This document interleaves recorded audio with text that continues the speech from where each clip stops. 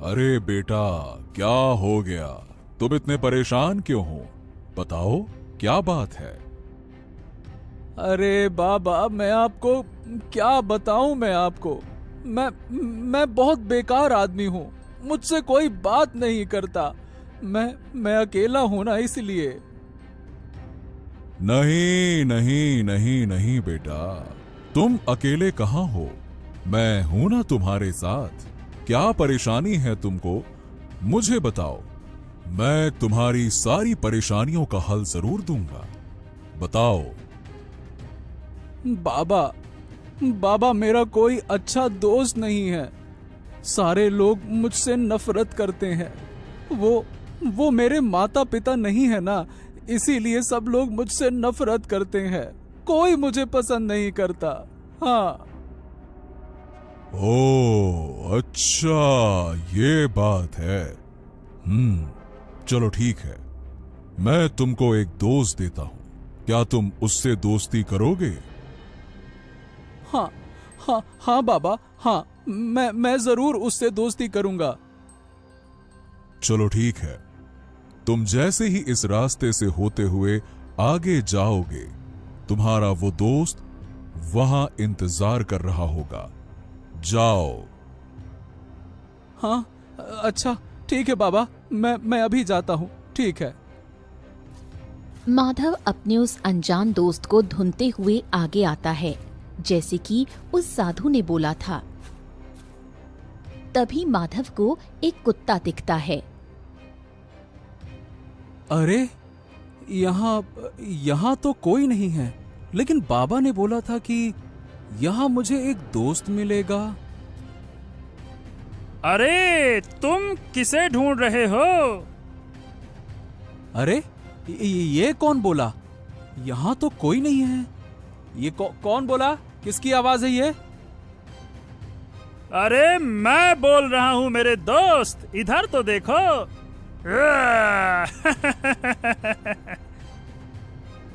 हैं? ये तो एक कुत्ता है, लेकिन ये बोल कैसे रहा है? अरे अरे अरे अरे, डरो नहीं मेरे दोस्त। मैं एक रहस्यमयी कुत्ता हूँ और मेरा नाम है शेरू। हाँ। माधव सब समझ जाता है और वो उस कुत्ते से दोस्ती कर लेता है। ये कहानी एक छोटे से गांव में रहने वाले माधव की है, जिसके माता पिता कुछ साल पहले ही माधव को छोड़कर इस दुनिया से चले गए थे। माधव अपना गुजारा करने के लिए सभी किसानों की तरह खेतों में काम किया करता था। वो बहुत उदास रहता था क्योंकि उसका कोई भी दोस्त नहीं था। लेकिन अब माधव के पास एक अच्छा दोस्त आ चुका था, जिसका नाम शेरू था। अच्छा शेरू, तुम ये सारे गांव वालों के सामने एक सामान्य कुत्ते जैसे ही बोलते हो। तुम उनसे इंसानों की आवाज में बात क्यों नहीं करते हैं? अरे दोस्त, क्या बताऊं, सच में तुम्हारे पास बुद्धि नहीं है। अगर तुम्हारे गांव वालों को पता चल गया कि मैं एक बोलने वाला कुत्ता हूं ना, तो वो मुझे मार मार के मेरा भुर्ता बना देंगे, समझ लो। हाँ। अरे हाँ शेरू, ये तुमने बिल्कुल सही कहा। ये तो मैंने सोचा ही नहीं। अच्छा अच्छा अच्छा अच्छा, इसीलिए मैंने आज तक किसी को नहीं बताया कि तुम बोलते भी हो। हाँ। माधव रोज शेरू से कुछ बातें करता और फिर अपने खेतों में काम करने चला जाता था और शेरू माधव के घर का ध्यान रखता था। वहीं दूसरी तरफ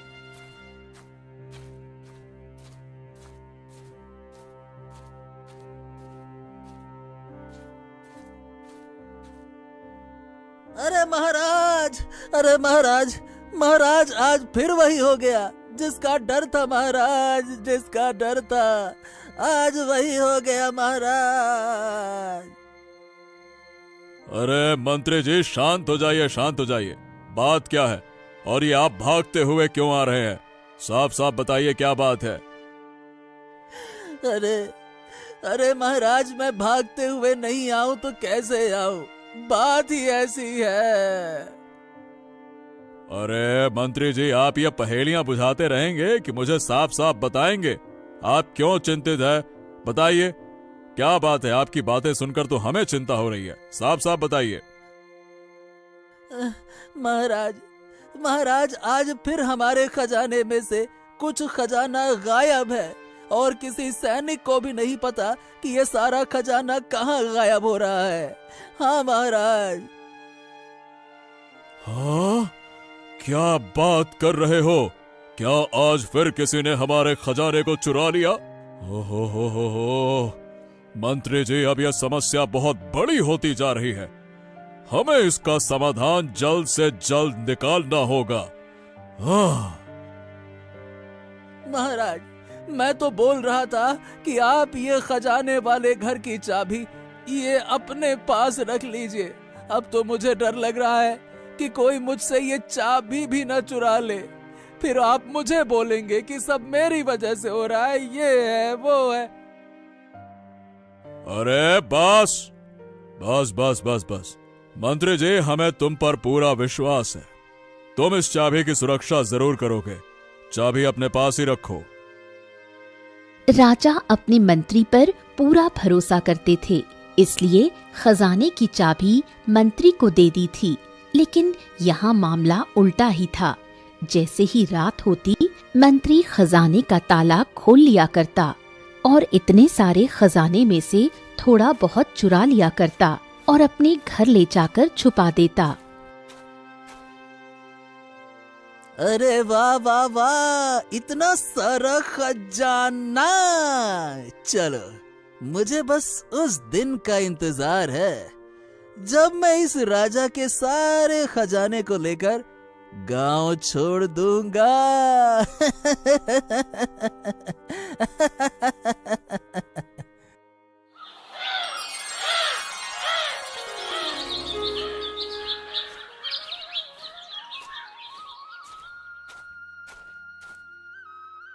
अरे माधव, अरे ओ माधव, जरा बाहर तो आओ यार। क्या दिन भर ये कुत्ते के साथ पड़े रहते हो? चलो चलो चलो, जल्दी फसल काटने का समय हो गया है। अरे ओ माधव!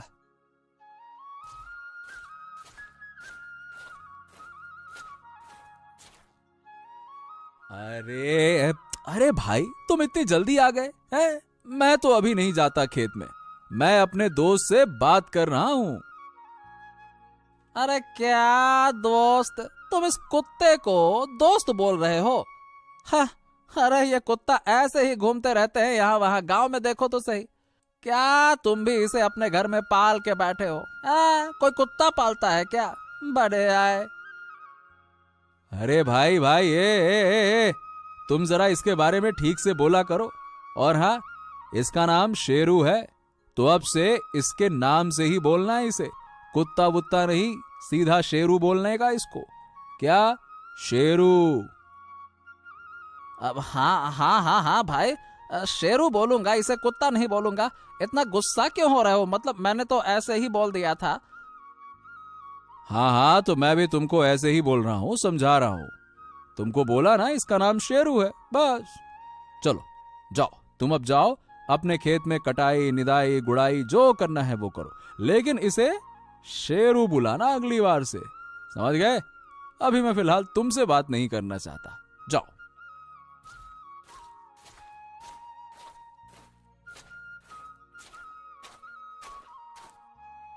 अरे दोस्त, तुमने मेरे लिए उसको क्यों भगा दिया? अरे शेरू, कैसे नहीं भगाता?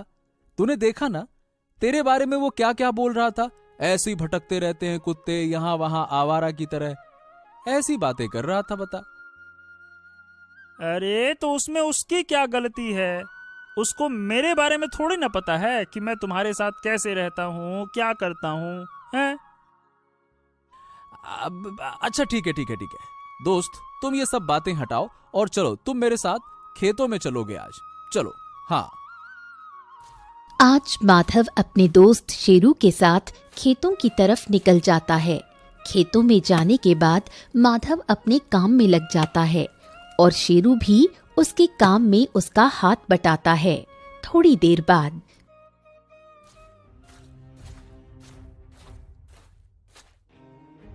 महाराज, महाराज, अरे महाराज, मैं क्या बोलूं, मतलब अब तो मुझे आपके सामने आने में भी शर्म आ रही है महाराज, क्या कहूं मैं। अरे मंत्री जी, क्या हो गया? आप फिर से लगता है कि कुछ चिंताजनक खबर लेकर आए हैं। देखिए, पहेलियां मत बुझाइए, जो कहना है साफ साफ कहिए, सीधी बात है। हाँ महाराज, आप सही समझे। आज फिर से हमारे खजाने में से कुछ खजाना किसी ने चोरी कर लिया महाराज। क्या? अरे ये क्या कह रहे हैं आप मंत्री जी? लेकिन ऐसा कैसे हो सकता है? खजाने की दरबार की चाबी तो तुम्हारे पास थी ना, तो भला कोई कैसे खजाने को हाथ भी लगा सकता है? आखिरकार ये चल क्या रहा है?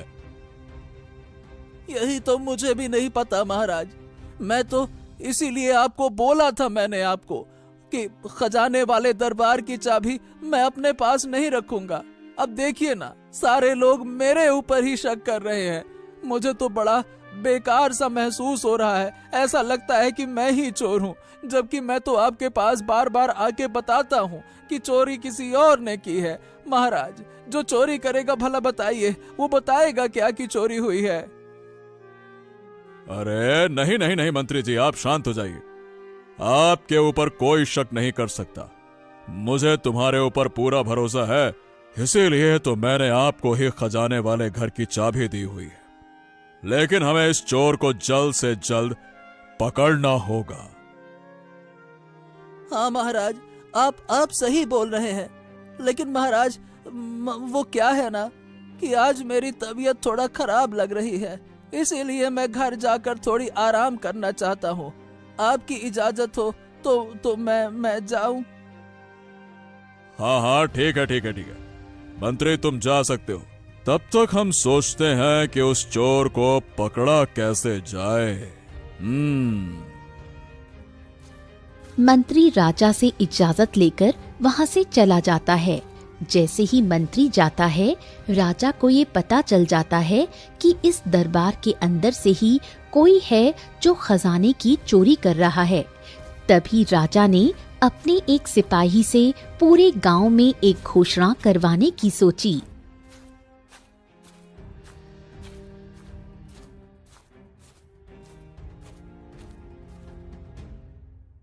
सिपाही, मेरी बात ध्यान से सुनो।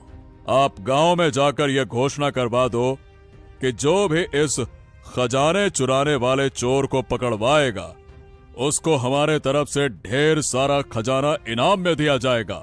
जाओ, ऐसा ऐलान करवा दो, जाओ। ठीक है महाराज, जैसा आपका हुक्म, मैं अभी जाता हूँ।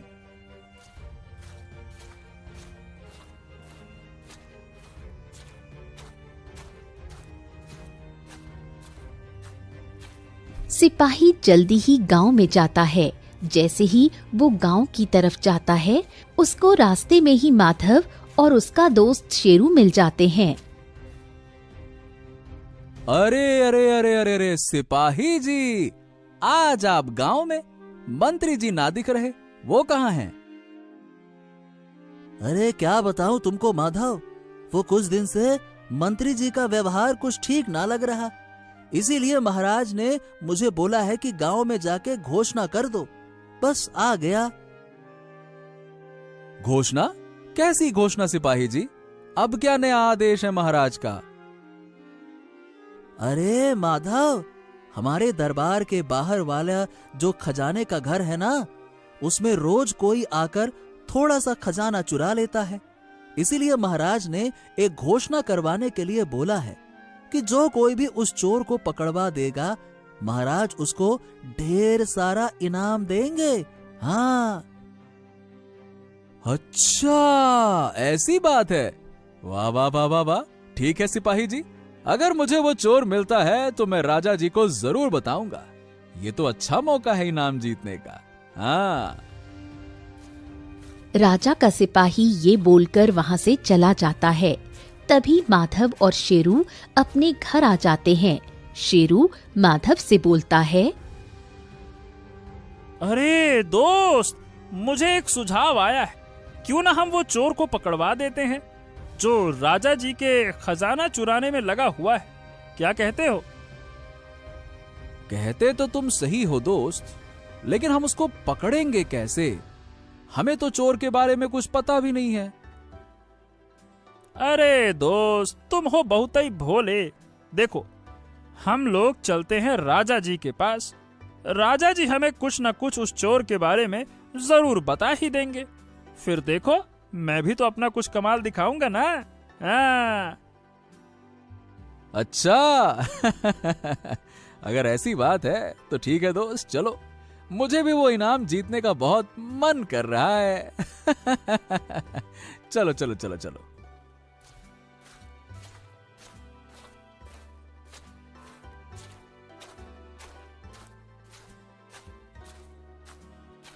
तभी माधव और शेरू दोनों राजा के दरबार पहुंचते हैं। महाराज की जय हो, महाराज की जय हो। आओ आओ आओ माधव, और बताओ यहाँ कैसे आना हुआ? अरे महाराज जी, मुझे पता चला है कि आपके यहाँ से खजाना चोरी हो रहा है। हाँ हाँ हाँ, ये तुम्हें सच मालूम पड़ा है। अब बताओ माधव, हम क्या करें? हमें तो कुछ समझ ही नहीं आ रहा है कि आखिरकार ये अदृश्य चोर कौन है जो बंद कमरे में से सामान चोरी करके ले जाता है। हमें तो कुछ समझ नहीं आ रहा। महाराज, हम आपकी मदद कर सकते हैं अगर आप मुझे सारी बात बताएं तो। लेकिन माधव, तुम कैसे उस चोर को पकड़ोगे, बताओ? अरे महाराज, आप उसकी चिंता ना करें। मेरा ये दोस्त शेरू है ना, ये पता लगाएगा। हाँ। अच्छा, ऐसी बात है तो देखो माधव, वो क्या है ना कि कुछ दिन से राजा माधव को सारी बात बताता है। वो ये भी बताता है कि खजाने की चाबी उसके मंत्री के पास रहती है, लेकिन मंत्री कहता है कि उसको चोरी के बारे में कुछ नहीं पता। राजा की ये सारी बातें सुनकर माधव और शेरू वहां से चले जाते हैं। थोड़ी देर बाद जब वो दोनों घर पहुंचते हैं तब अरे शेरू, हम राजा जी से ये तो बोल के आ गए कि हम उस चोर को पकड़वा देंगे, लेकिन सवाल ये है भाई कि हम ये काम करेंगे कैसे, हैं? अरे दोस्त, याद है तुम्हें राजा जी ने क्या बोला था? खजाने की चाबी मंत्री जी के पास ही रहती है, और वो अभी कुछ दिनों से राज दरबार में भी नहीं आ रहे हैं। अरे शेरू, मंत्री जी महाराज के खास मंत्री हैं, इसीलिए राजा जी को मंत्री जी पर कभी शक नहीं होगा। यही कारण है जो राजा जी ने उन्हें अभी तक खजाने के घर की चाबी दे रखी है। हाँ। अरे पर दोस्त, राजा जी उस पर शक नहीं कर सकते, लेकिन हम तो कर सकते हैं ना। अब तुम देखो मैं कैसे उस चोर को पकड़वाता हूं। देखो दोस्त, मैं ना रात को उस मंत्री के घर में छिप कर जाऊंगा, और अगर मंत्री घर पे नहीं हुआ तो हमें समझ जाना चाहिए कि मंत्री ही खजाने की चोरी करता है। रात हो चुकी थी, सारे गांव वाले सो चुके थे। तभी शेरू अकेले ही मंत्री के घर की तरफ चला जाता है। जैसे ही शेरू मंत्री के घर के पास पहुंचा, उसी समय मंत्री बहुत सारा खजाना चुराकर अपने घर के अंदर ले जा रहा होता है। तभी शेरू मंत्री को देख लेता है। अरे ये क्या, मेरा शक सही निकला। ये तो मंत्री ही है जो रात को खजाने की चोरी करता है। और ये देखो, इसने चोरी करके इतना सारा खजाना अपने घर के अंदर छुपा रखा है। मुझे बहुत गुस्सा आ रहा है इस पर। जैसे ही शेरू को मंत्री के सच के बारे में पता चलता है, वो जल्दी से जाकर माधव को बताता है मंत्री का पूरा सच। थोड़े समय बाद सुबह होती है और माधव निकल जाता है शेरू के साथ राजा को सारी बात बताने। राजा को जैसे ही सारी बात पता चलती है, वो गुस्से में मंत्री के घर पहुंच जाता है। अरे मंत्री जी, जरा बाहर आना। कहाँ हो? मंत्री जी, बाहर तो आओ। अरे देखूं जरा तुम्हारी तबीयत ठीक हुई कि नहीं। अरे ये तो महाराज की आवाज लग रही है, लेकिन आज महाराज मेरे घर के पास। अरे हाय हाय हाय हाय, एक मिनट रुको भाई, ये महाराज।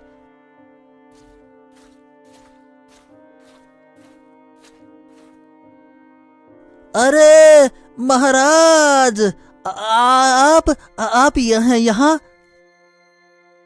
अरे हमें तो आना ही था। अरे तुमने काम ही ऐसा किया है। चलो अब सारा खजाना हमें वापस करो। आप ये क्या बोल रहे हैं महाराज जी? मुझे कुछ समझ नहीं आ रहा है। और खजाना मेरे पास कैसे आएगा? कौन सा खजाना मुझे वापस करना है? मैं समझ नहीं पा रहा।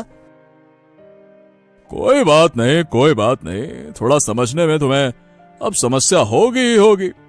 देखो, मैं साफ साफ स्पष्ट तौर पे कहता हूं कि अब बातें घुमाना बंद करो। हमें सब कुछ पता चल गया है। तुम ही वो व्यक्ति हो जिसने हमसे बगैर पूछे खजाने को हाथ लगाया, और हाथ क्या लगाया, अपने हाथों से उठा के चोरी किया है। नहीं महाराज, आपको कोई गलत फहमी हुई है। मैंने कोई खजाना नहीं चुराया है महाराज, ये गलत आरोप है। तभी राजा ने अपने सिपाही को मंत्री के घर के अंदर भेज दिया और राजा के सिपाही मंत्री के द्वारा चुराए हुए खजाने को बाहर ले आते हैं। अब मंत्री की सारी असलियत राजा के सामने आ चुकी थी। तभी राजा ने मंत्री को 2 थप्पड़ जड़ दिए और बोला, और मंत्री जी, तुम्हारे ऊपर मैंने भरोसा करके बहुत बड़ी गलती कर दी। तुमने मेरे साथ विश्वासघात किया है। अब तुम्हें कड़ी से कड़ी सजा दी जाएगी। और माधव, तुम्हारा बहुत बहुत धन्यवाद। तुम दोनों ने मिलकर इस मंत्री को पकड़वाया, इसका पर्दाफाश किया। शाबाश। अरे नहीं नहीं महाराज, मैंने नहीं, सिर्फ शेरू ने, जो अपनी चालाकी से रात को मंत्री जी के घर गया, निगरानी रखी। तभी मंत्री जी का सच शेरू को पता चल गया और मंत्री जी का चेहरा सबके सामने आ गया। हाँ। अरे महाराज, मुझे माफ कर दीजिए। आगे से ऐसी गलती कभी नहीं होगी। कृपया करके मुझे माफ कर दीजिए महाराज, मुझे माफ कर दीजिए। सैनिकों, ले जाओ इसे। मंत्री के लाख सफाई देने के बाद भी राजा ने उसे माफ नहीं किया और माधव और उसके दोस्त शेरू को उस सारे खजाने में से थोड़ा सा खजाना उन दोनों को दे दिया। इसके साथ साथ अब माधव राजा के लिए ही काम करने लगा।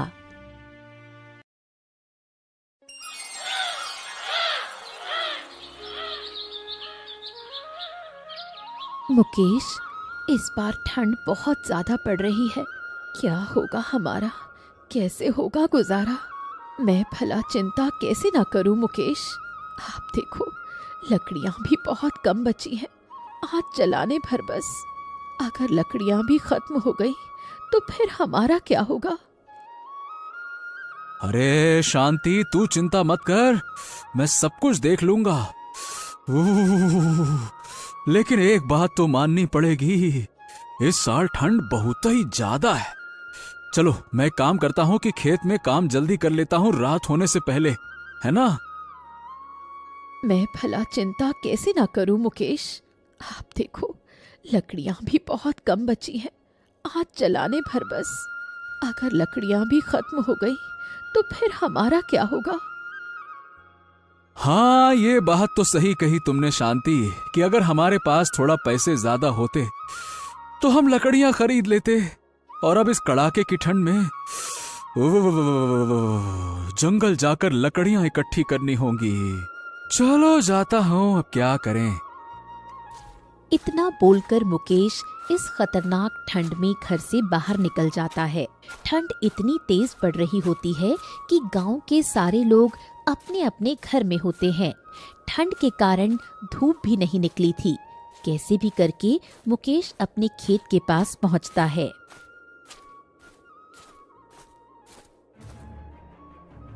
अरे ये क्या, आज तो अच्छे से धूप भी नहीं आई।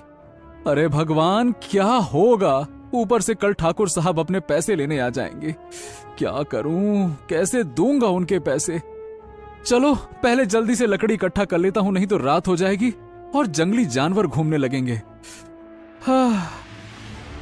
मुकेश उदास होकर जंगल की ओर निकल जाता है। थोड़े समय बाद कुछ लकड़ियां इकट्ठा कर घर की ओर रवाना हो जाता है। ठंड के कारण सूखी लकड़ियां मिलना बहुत मुश्किल हो रहा था, जिससे गांव वाले और भी परेशान हो गए थे। दूसरे दिन ठाकुर, जो इस गांव का जमींदार था, जो इन गरीब किसानों को ज्यादा सूद पर पैसे दिया करता था, आज ये ठाकुर गुस्से में मुकेश के घर पहुंचा और जोरों से आवाज लगाई। मुकेश, अरे ओ मुकेश, ए भैया, जल्दी से बाहर आजा, आजा आजा आजा। आज तो मैं अपने पैसे लेकर ही जाऊंगा। अरे कहाँ रह गया रे? बाहर आ, जल्दी से बाहर आ।